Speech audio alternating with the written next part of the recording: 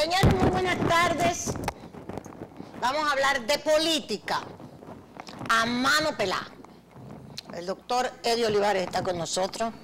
Doctor, usted ha estado de viaje, que sí, que no, que hemos tenido, ¿verdad? Estaba muy activo. Sí, estuvimos un tiempo ahí, pero yo contentísimo de estar aquí en el programa. Sí. Y de seguro que en este tiempo que resta para la cita del día del tercer domingo de enero, que es las elecciones municipales, Sí.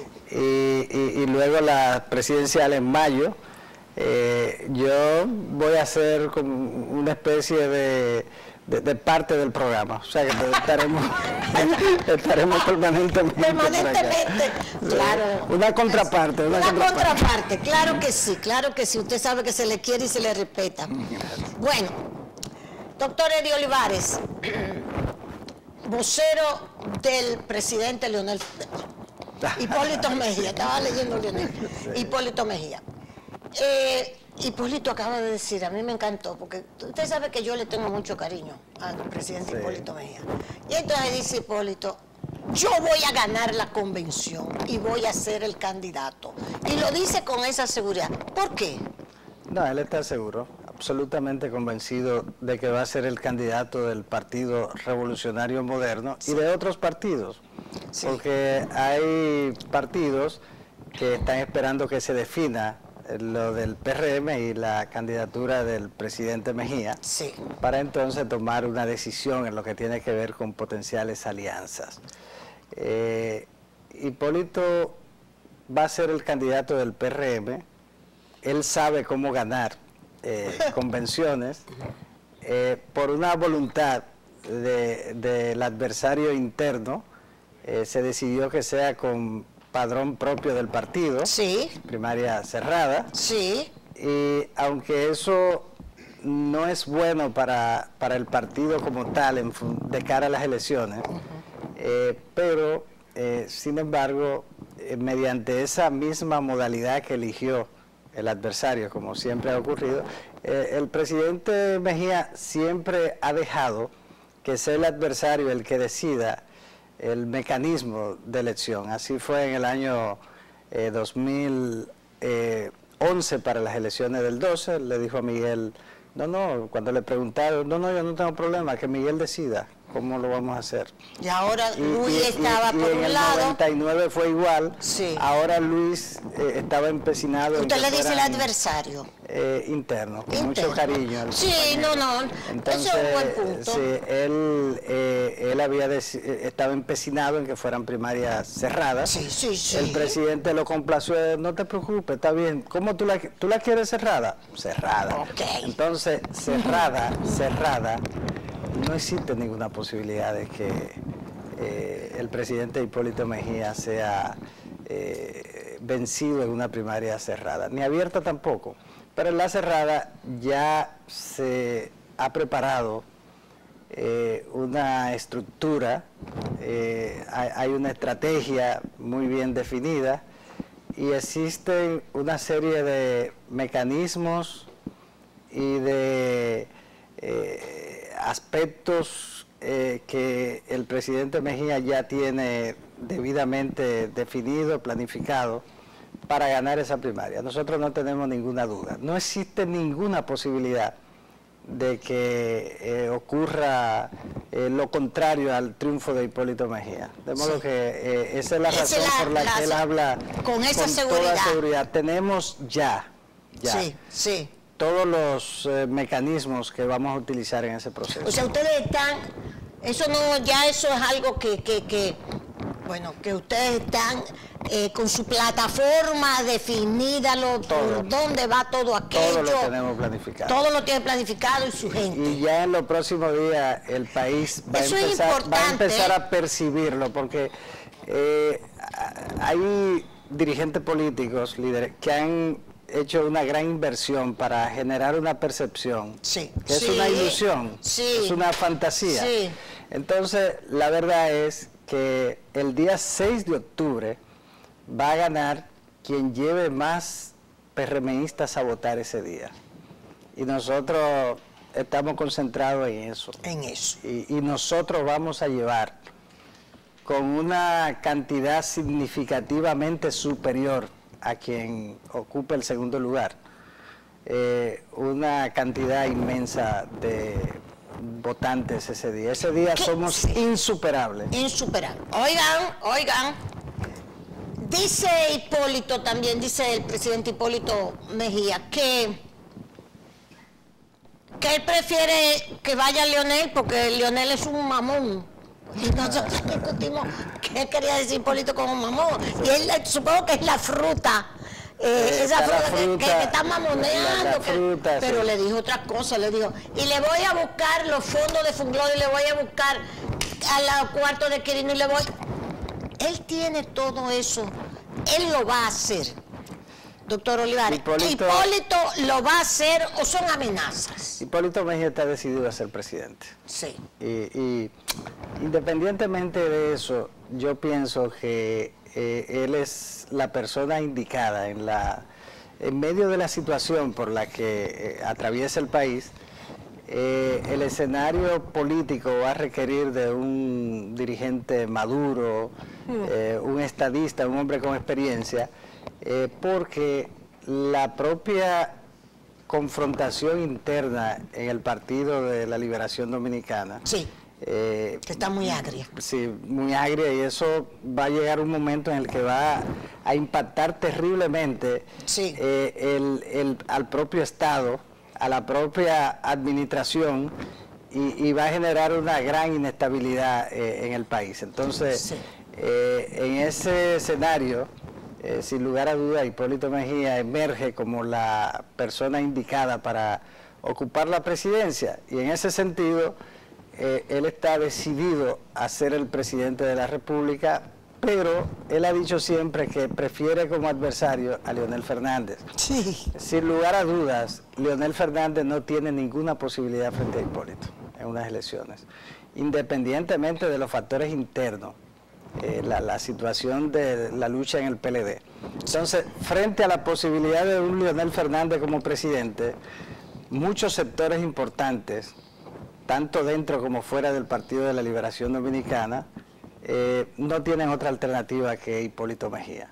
Y yo pienso que él está muy convencido de eso, y nosotros, doña Consuelo, sí, deberíamos rezar para que el candidato del Partido de la Liberación Dominicana sea Leonel Fernández.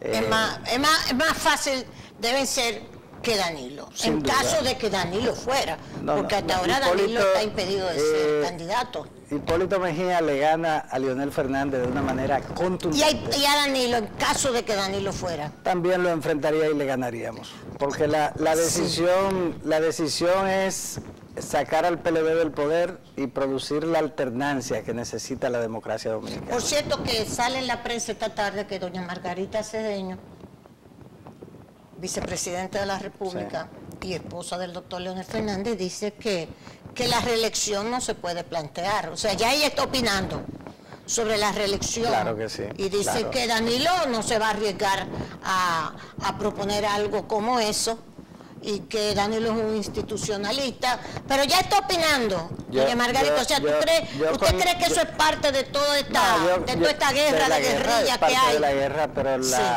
la vicepresidenta lo hace de una manera muy inteligente, muy sutil. Sí. Yo coincido con ella. No es verdad que el presidente Medina, que es un hombre muy inteligente, no institucionalista, como ella dice, porque ningún PLDista es institucionalista. La única institución que existe en la mente de un PLDista es el Partido de la Liberación Dominicana y sus intereses.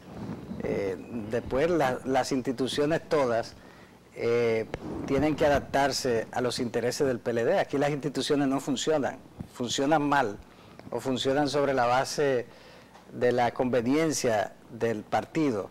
El partido es el Estado. Entonces, pero eso, doctor Olivares, precisamente ella dice, el país no está preparado para una nueva reforma constitucional. Dijo que el país no está preparado para una nueva reforma constitucional, específicamente para permitir la reelección del presidente Danilo Medina. No creo que el país esté preparado para una segunda reforma constitucional, solo para el tema de la reelección. No creo que tampoco ese sea un mensaje que debemos de mandar como partido. Pero se sabe que ella está diciendo todo esto. Creo que este tema de la reelección se da porque no se ha preparado el relevo generacional.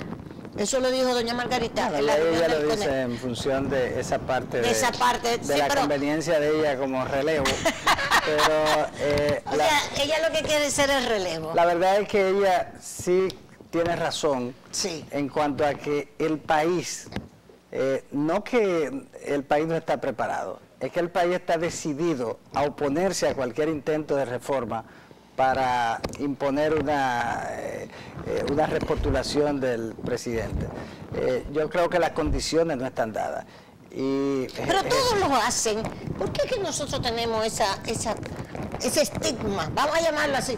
A mí, yo no tengo que ver con lo de la reelección, porque yo creo que no es reelección, es repostulación. Y el mismo Hipólito se presentó y perdió. Entonces, eso es como un eco del pasado, que de la forma que había que bregar con Balaguer, era diciendo que no se podía, que la reelección era dañina, que la reelección. Y yo creo que esa era la forma de enfrentar a Balaguer. Pero todos los demás presidentes han cambiado la Constitución para ellos poder ser eso es lo malo, la facilidad con la que se cambia con la que se reforma la Constitución del país para favorecer, para cambiar el modo de elección de los candidatos presidenciales. En el caso de Hipólito se arrepintió y está decidido ahora a hacer un gobierno de 4 años, la transición para reencauzar el país, solo 4 años. Y entonces ahí sí habría la posibilidad de que otros liderazgos entonces tengan la oportunidad de accesar al poder en el 2024. Ese es un compromiso. Pero, como usted dice, la reelección se convirtió en un elemento para la oposición de carácter ideológico inclusive. Exacto. Un principio. Para el PRD, por ejemplo, era un principio la no reelección. Y tiene su sentido porque ante la debilidad de las instituciones en países como el nuestro, entonces tiene que haber un freno para el continuismo en el poder. Churchill decía, un estadista, el más grande estadista del siglo XX, Churchill decía, la alternancia en el poder es el abono de la democracia.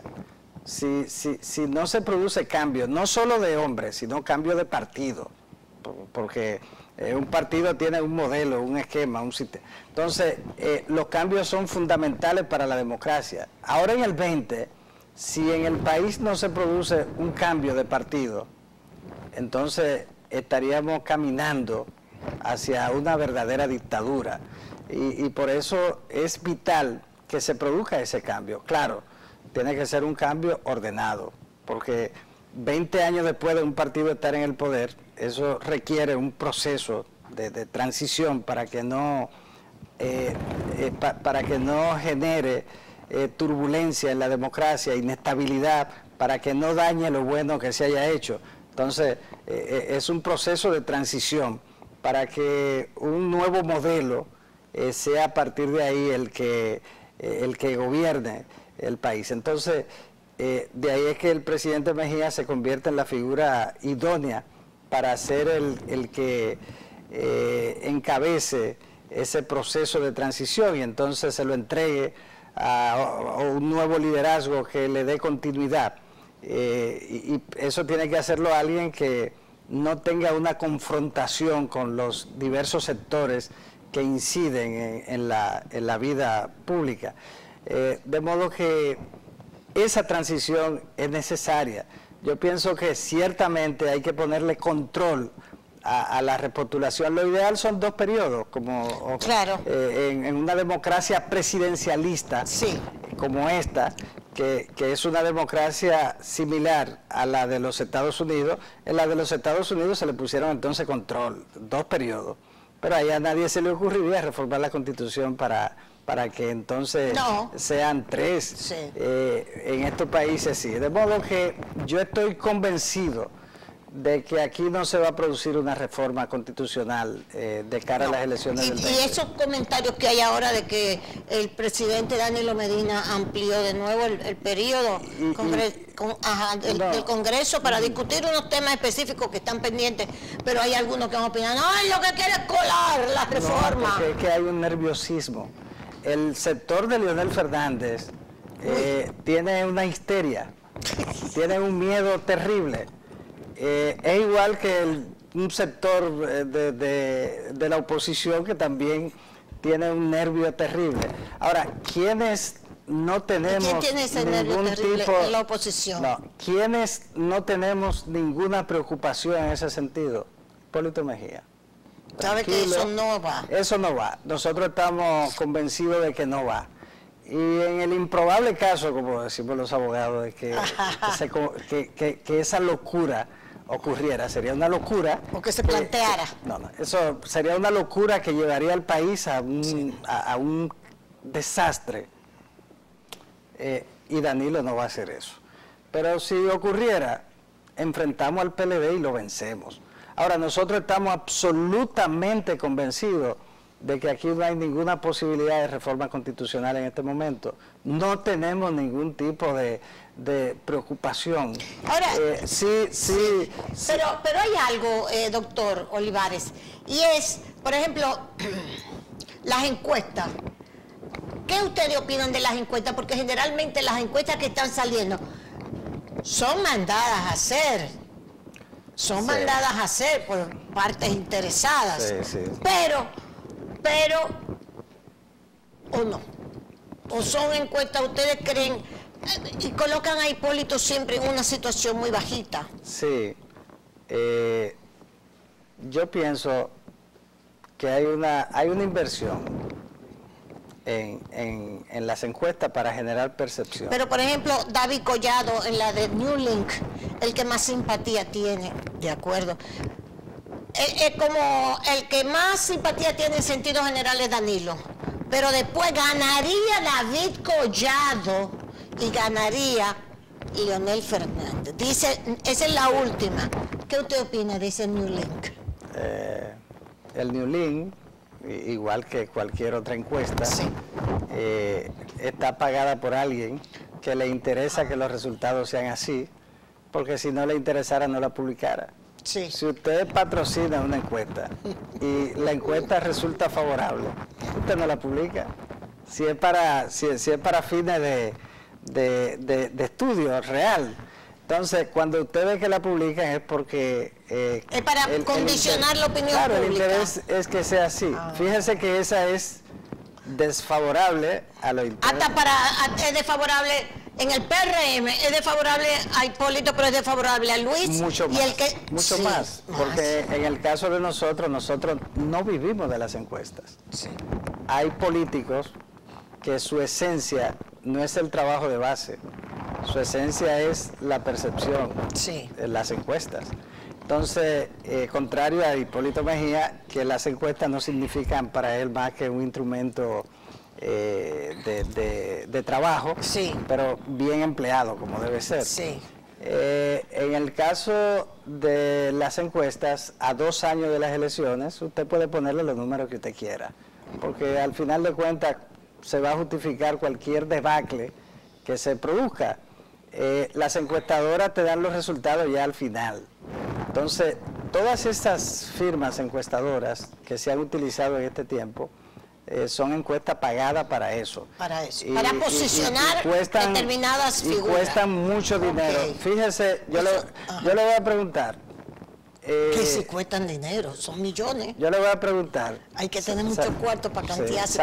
Salvo las encuestas del Grupo Corripio, claro, pero yo le voy a preguntar, aparte de eso, ¿usted ha escuchado una institución, una ONG que patrocina encuestas que la pague?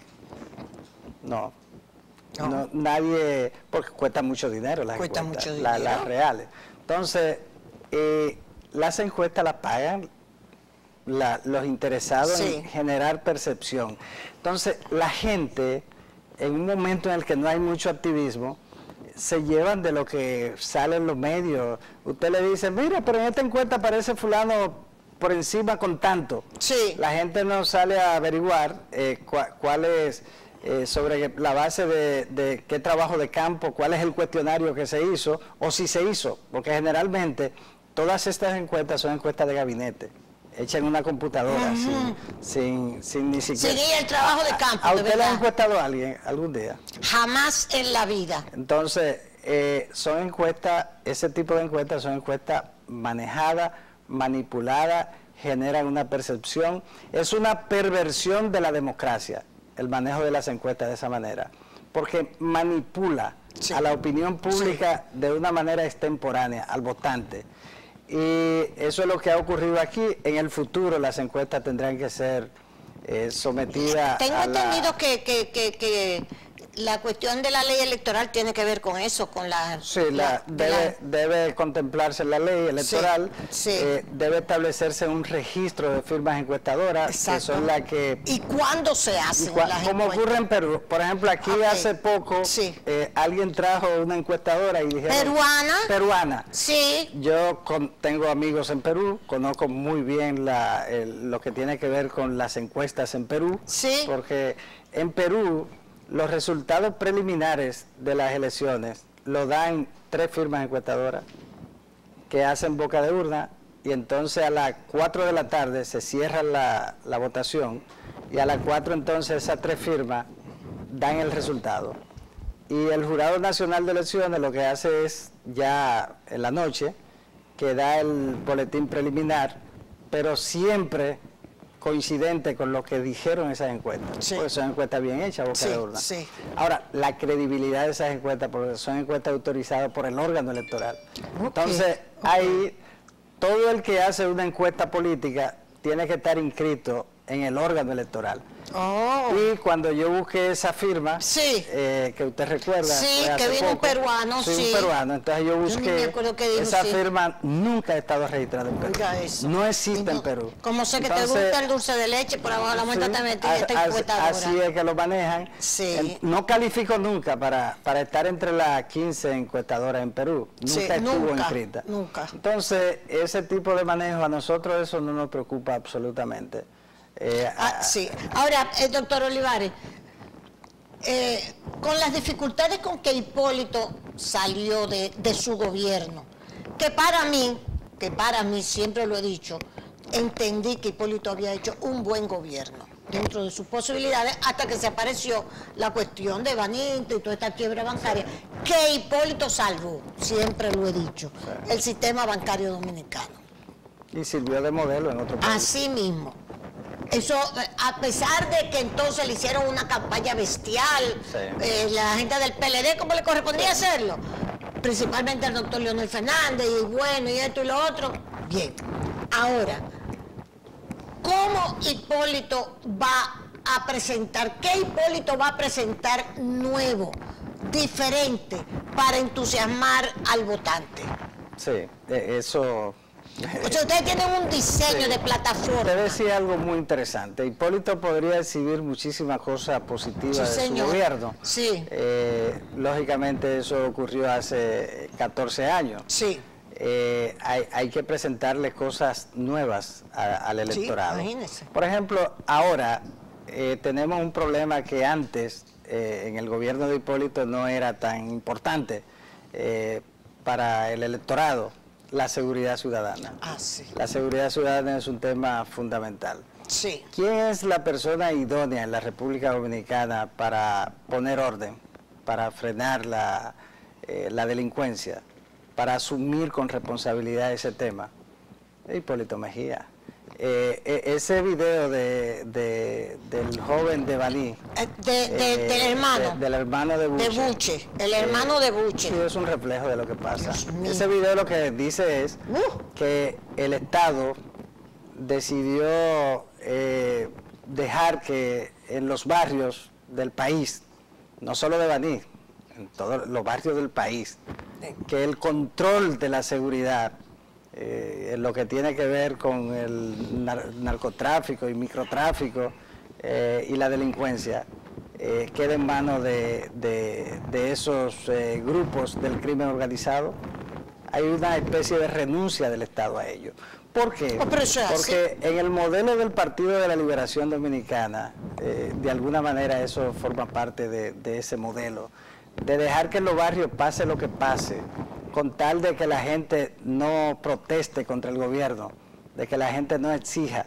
La combinación entre la parte del asistencialismo, sí, sumado a permitir que las cosas pasen en los barrios sin ningún tipo de control. Como dijo él, como que fuera un laissez-faire, un dejar hacer, dejar pasar. Ese es el modelo del PLD que lo empezó Leonel Fernández. ¿Usted recuerda aquella vez que el presidente Fernández decía dejar pagar o matar? Ay, pero verdad que sí. Entonces, ay, yo estaba buscando esa frase. Ese es un modelo. Es cierto. Ese es un modelo. Pagar o matar. Y había las fundas que se llevaron a Luis Chautegui, fue que lo acusaron a Luis, que lo que hacía era repartir los cuartos. Claro. Que Luis se disgustó muchísimo, que lo meten hasta preso. Ese modelo. Porque era el que repartía los cuartos. Tengo entendido que ese modelo sufrió, varió luego. Entonces, en los barrios, ¿por qué muchos barrios no protestan como antes? Bueno, ¿por qué voy a protestar si el control aquí lo tienen? El Estado no me fastidia la vida. Bueno, ahora fue que Monchi Fadul como que había hecho mutis en esto, una cosa tan grave. No, hay que investigar ese tipo. No, es que ese tema, entonces, eso hay que frenarlo. En el país hay que poner orden. Bueno, y el presidente Hipólito Mejía está decidido a poner orden en lo que tiene que ver con este tema. El presidente va a ser un gobierno con la juventud, pero ese gobierno tiene que empezar por la creación de empleo para los jóvenes. Sí. Usted no puede combatir esto que usted vio, que señalaba ese joven como su orgullo de que el punto de droga de mi hermano es el mejor. El mejor. Entonces, porque en la mente de él y de muchos de los que viven allá, eso es algo normal. Entonces, es la exteriorización de lo que es normal, lo que tú en tu entorno vive como parte de tu como que ya eso es una rutina, vivir. Que eso es el diario vivir. Entonces, vender droga, un punto, todo eso, nada. Entonces, ¿qué ocurre? Eso es lo que se ha creado en los 16 años consecutivos de gobierno del Partido de la Liberación Dominicana. Y eso hay que pararlo. Y para eso tiene que ser un presidente que esté decidido. Como usted decía ahorita, así como él asumió lo de la quiebra bancaria, con toda su consecuencia, así mismo él va a asumir con toda su consecuencia devolverle la seguridad al pueblo, al país, la seguridad ciudadana, a la familia. Otro tema, decíamos el tema de la juventud, los empleos. Va a ser un gobierno joven. Un gobierno joven encabezado por un sabio, por un hombre sabio, por un hombre, un estadista, un hombre maduro, acompañado de jóvenes, las ideas jóvenes. Y en ese sentido, todo lo que tiene que ver con el tema de empleo, todo lo que tiene que ver con el tema de educación, todo lo relativo al tema de salud, pero también de salud en lo que tiene que ver con la juventud. Este es uno de los países que tiene la más alta tasa de embarazo de adolescentes y preadolescentes. Entonces, ese es un tema que hay que controlar. Y el presidente tiene un compromiso con eso. Igual, el presidente tiene un compromiso con, ya lo planteó, el tema de los matrimonios de menores. También. Que esclavizan niñas que a veces son abusadas, el que la abusa se casa con ella y ya legaliza la situación. Pero ya le causó un daño irreparable. Y entonces legaliza su situación, sale de la posibilidad de una persecución penal y lo resuelve económicamente. Esos son de los temas que hay que enfrentar. El fortalecimiento de la familia es fundamental para que retornemos a una sociedad más organizada, a una sociedad con una mayor calidad. Y lo relativo, el presidente Mejía dijo una vez que no cruzaba por el hoyo de la 27 y la gente dijo, bueno, no está con la modernidad, es que el que estaba con la modernidad en ese momento era Hipólito Mejía. Los otros estábamos confundidos con una modernidad que no era la que convenía en ese momento. ¿Por qué? Porque ahora tenemos una 27 de febrero con un bulevar abandonado. Que nunca ha servido que para no nada. Ha servido, pero tampoco puede servir ahora, porque usted no lo puede utilizar para nada. Para nada. Entonces, el presidente Mejía decía, ¿Eso es verdad? en vez de hoyo para sacarle dinero a cada metro de tierra, lo que ahí convenía eran elevados. Un elevado. Y siempre lo dijo. Siempre, la gente, eso era una tesis la que gente había, no le pero prestaba. querían el túnel porque el movimiento de tierra quemada. Pero ahora, ¿cómo está la 27 de febrero? La misma congestión y ese bulevar en el medio que no sirve para nada, no cruza nadie. Un desastre. Un desastre. Entonces, ¿y qué se puede hacer ahora con el túnel? Pero es verdad, uno debería pero no se puede hacer analizar nada. Eso los urbanistas. Entonces, el fracaso del bulevar. El fracaso del bulevar es un tema. El fracaso del sistema de transporte en la capital, sí. Representado en ese espacio. Sí. Hasta di que una vez le buscaron un gobernador, yo recuerdo. Tenía gobernador. Di que un gobernador ese bulevar. Tenía gobernador, la inversión que tenía eso, había un gobernador con una serie de, con un cuerpo de empleados. Bueno, pero esos temas son interesantísimos. Sí. La salud pública, bueno, la salud pública. Ahí el gobierno ha hecho ha hecho una inversión que enorme. A mí me alegra mucho porque son los hospitales y las emergencias y todo para los pobres. Sí, entonces eso hay que... Eso es verdad, eso... Pero eso hay que ponerlo... que funcione que funcione bien y aprovechar ya la infraestructura. Lo malo es que el colegio médico, cuando estaba Waldo Suero, le hizo 25 huelgas a Hipólito. Sí. Yo creí que Waldo, con tu permiso, yo creí que a Waldo el Leonel lo iba a poner de secretario de salud. Porque le hizo en las elecciones 25, le hizo un trabajo a Leonel increíble, Waldo. Sí. Bueno, como 25 huelgas le llamó en esa época. Pero hay que trabajar en eso para que el sistema de seguridad social también funcione. El presidente tiene una visión muy clara sobre eso. Y sobre la frontera y la migración, ¿tú sabes que esos son mis temas? No, esa era la otra parte. Sí. Ese es otro tema importante para el país. Claro. Ahora, ningún político tiene tan definido el tema de la frontera como Hipólito Mejía. Hipólito ha dicho... aplicación estricta de la ley. Claro. La ley que él dejó. La dejó él, la ley. La dejó en el escritorio. Y no solo eso, se la dejó promulgada a Leonel Fernández, y luego le dejó en el escritorio el reglamento. Y Leonel ¿sabe cuánto? 7 años. No, 9 años. Fueron 9. ¿Y sabe por qué lo hicieron? ¿Por qué? Por la situación que se presentó con la sentencia 168 y luego la ley. Sí. O sea, tuvieron que hacer el reglamento. Si no, no lo hubieran hecho. No lo hubieran hecho. ¿Por qué? Porque fue un absoluto abandono del tema por parte del Partido de la Liberación Dominicana. El presidente. Eso es así. Entonces, Hipólito Mejía lo que ha dicho es que hay que aplicar la ley. Sí, señor.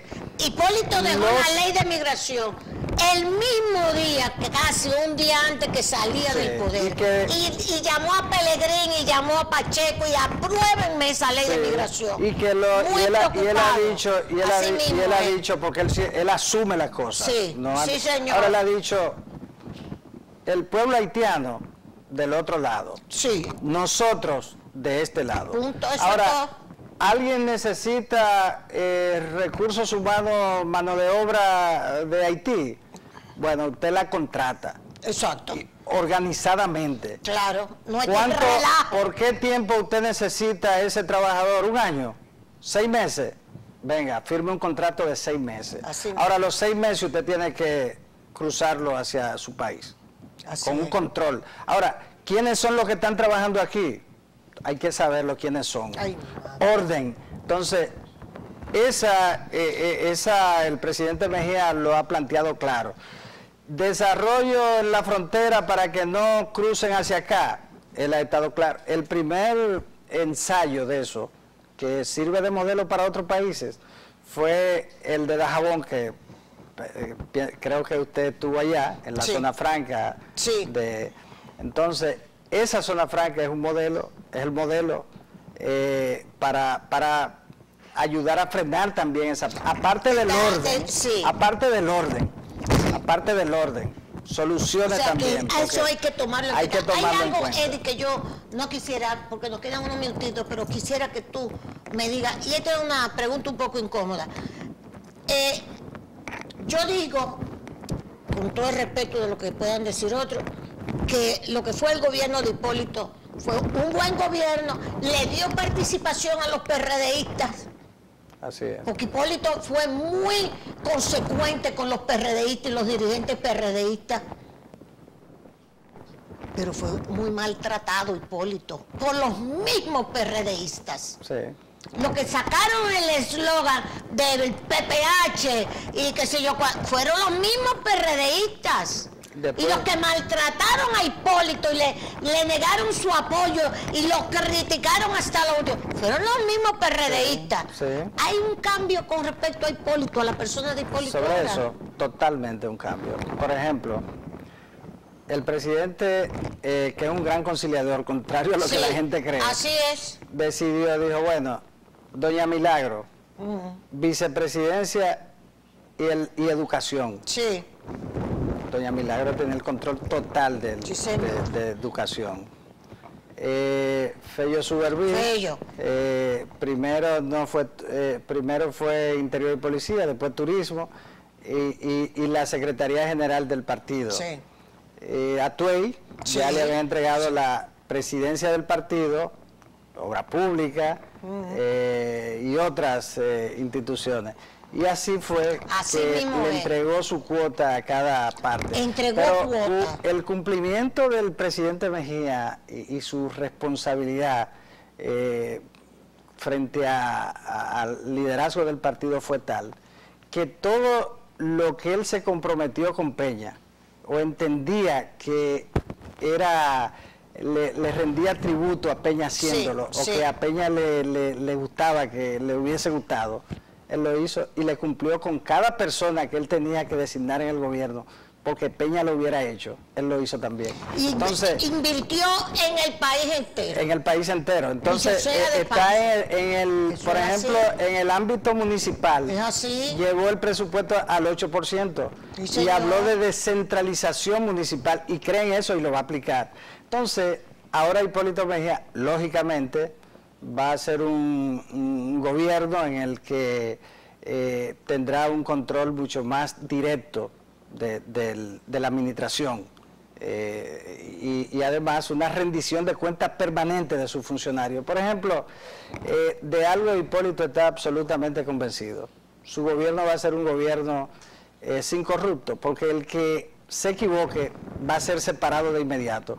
Entonces, ahí hay un plan también. El tema de corrupción, el presidente, aparte de promover la reforma para tener una justicia independiente, realmente independiente, y de eso él puede hablar, el magistrado Subero ha reiterado siempre que el único presidente y que nunca lo llamó, y él hubieron dos presidentes en la gestión de él en los 12 años, dos presidentes. Ahora él dijo, el presidente Hipólito Mejía fue el único presidente que nunca me llamó para sugerirme algo. ¿Y qué es el otro presidente? El otro.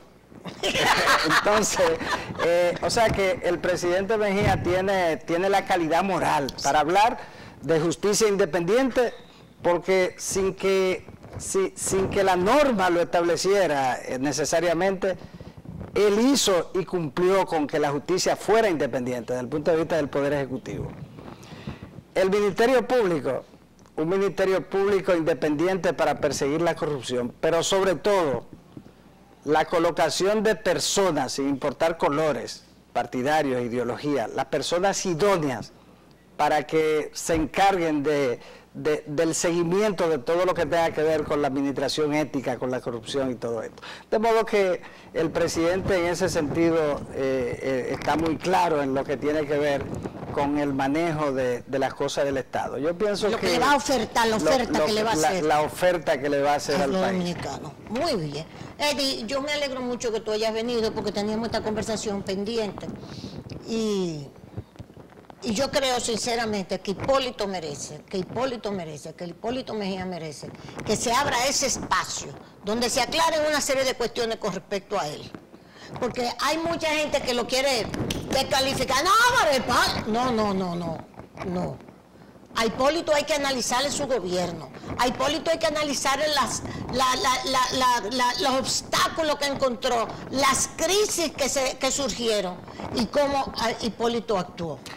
Crisis que, como la bancaria, no la produjo él. Sí. Él la recibió, no la produjo él. Él lo que hizo fue sacar al país de un bache que hubiéramos estado todavía sin sector bancario, que en este país Hipólito no frente a doña Consuelo, frente a la irresponsabilidad del gobierno de Leonel Fernández. Así es. Que consciente de lo que había y con estudio claro de lo que había pasado, le entregó a Hipólito Mejía esa situación. Así es. Y luego, de alguna manera, promovió un desenlace que afectara electoralmente al presidente, y al afectarlo, por afectarlo electoralmente, afectaron al país.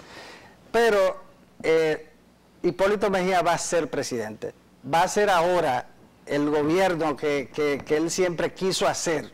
Usted puede estar segura que el 16 de agosto, con Dios adelante, a las 10 de la mañana, ante la Asamblea Nacional, el presidente va a estar juramentándose, y que los PRMistas, la oposición, están conscientes, y van a estarlo mucho más en los próximos días, de que la posibilidad de sacar al PLD del poder, de producir la alternancia y de reencauzar este país, que merece un destino mejor, van a estar en manos del presidente Hipólito Mejía, que va a llevar al PRM al poder y va a llevar al Partido de la Liberación Dominicana a descansar después de 20 años de gobierno.